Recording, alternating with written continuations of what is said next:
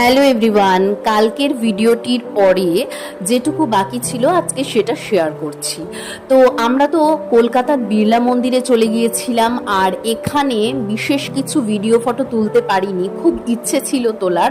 তো যাই হোক, খুবই সুন্দর, তোমরা অবশ্যই এখানে ঘুরে এসো। তারপরে এখানকারই সামনেই কোয়েস্ট মল ছিল।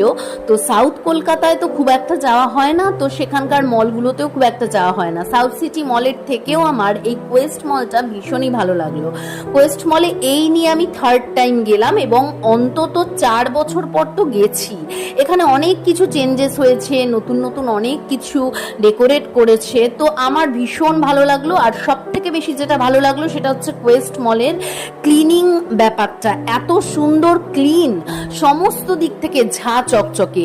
বাইরে থেকেও কোয়েস্ট মলটা দেখতে এত সুন্দর, একদমই ইউনিক, কিন্তু ভেতরটাও অসাধারণ। আর এই জায়গাটা তো আমার দারুণ লেগেছিল, কিন্তু এখানে একটা ফটো তোলার ইচ্ছে ছিল, তুলতে পারিনি। তারপর দেখো, দুই ছেলেকে বলেছি একটু দাঁড়া, একটু ফটো তুলবো। তো ওরা দাঁড়াতে গিয়ে এত ঝামেলাঝাটি করছিল, দুজনে মারপিট। যাই হোক, তারপর তো বেরিয়ে এলাম। ওখানে আমরা একটু খাওয়া দাওয়াও করেছিলাম, বড় ভিডিওতে তোমরা অবশ্যই দেখতে পাবে।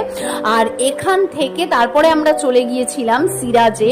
সেখানে গিয়ে আমরা খেয়েছিলাম বিরিয়ানি। আমার একদমই ওখানের বিরিয়ানি ভালো লাগেনি, তবে আমার অল ওভার সেই দিনের ঘোরাটা বেশ ভালোই ছিল।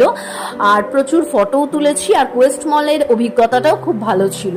তোমাদের কিরকম লাগলো আমার এই ভিডিও অবশ্যই কমেন্ট করে জানিও। আর যদি ভালো লাগে তাহলে আমার ভিডিওগুলোতে একটা করে লাইক দিয়েছেও।